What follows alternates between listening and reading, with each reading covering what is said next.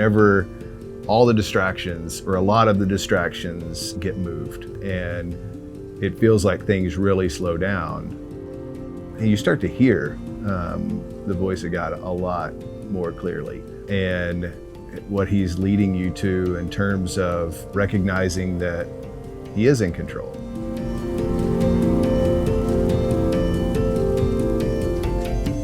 So I got an email from Christy Morris, and she had sent out an email about getting different groups together to do the Jenny Allen Get Out of Your Head study. I'm just gonna send a text to the ladies and see if anyone's interested. Just being able to get together would be really great. And I wasn't sure what response I was gonna get, but honestly, just about every lady in the group was like, yes, please include me. We decided to meet every other week. We felt like that might be a little bit more feasible for people to work in their schedules, and we thought, well, 7:30 after everyone's had dinner, maybe kids are starting to go to bed or wind things down, maybe that might be doable, and now's the time to meet out on patios. It's nice to do that. So we just kind of went from there. Our group is kind of, their numbers have gone up and down, but we've still had the consistency of meeting every other week. Even if there's just two of us, it's still we've met. When she came back, she seemed to be refreshed, and she was enjoying the book, but she was also enjoying, I think, the connection at the time to discuss what they were reading, discuss what was going on in their lives. And I've had connection through work a little differently than Jasmine. And I realized that really having that spiritual, emotional connection with some other guys was something that I was hungering for. I'm going to steal that alternative week, and I'm going to see if I can get a group of guys to do something similar. I think there was a hunger in other men to have that time together. And then, as we've kind of experienced, is additional hardships beyond COVID and the different things that are going on in our communities and our society today. Additional burdens got placed on gentlemen, and so it was a great time to pray over those folks, to be there as a resource, and just to be able to share with them.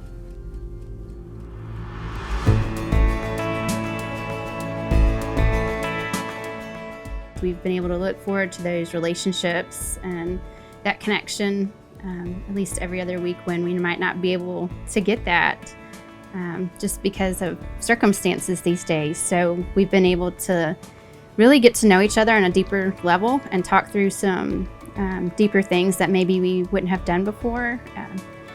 Lots of conversations around what to do about school and worries about school. So we've been able to talk freely and openly about that and our families, and be able to pray for each other, which it's been great to be vulnerable. I think you can do that, or at least I can. Our group can be a little bit more vulnerable when there's a smaller group, and you're really exposing your heart and talking about what's on your mind.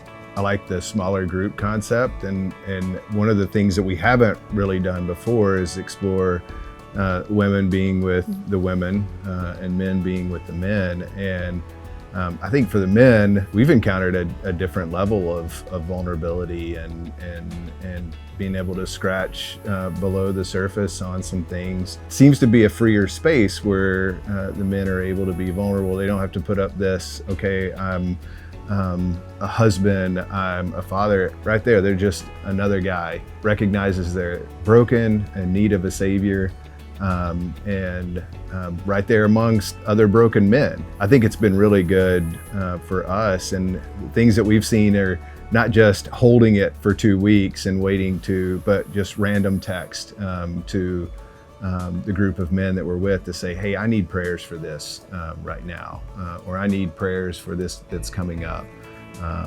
And so it's really good to see it stretch outside of those every 2 week in-person meetings. Is guys have become familiar enough with each other where they feel comfortable reaching out to the group. And I love folks are reaching back in text. Some are just picking up the phone and calling particular guys to just let them talk. And it's been pretty powerful to watch in that regard. I would definitely say that he continues to teach me to rely on him more than anything.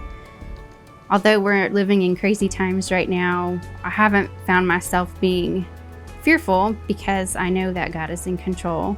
And I think through continuing to study His Word, He continues to show me that. He's also shown me how much connection means, that whereas before it was great to have. We had activities and different things, and we'd come to community group, and that was nice and stuff. But when you come into kind of an isolation period, I think He's shown me that you do need connection. I have built you to connect with other people, and that's good. And just try to find ways to do that. I think it's also been teaching me to connect with my husband on a deeper level as well. Because we are getting to slow down a bit, we can take time and stop and talk about some deeper things.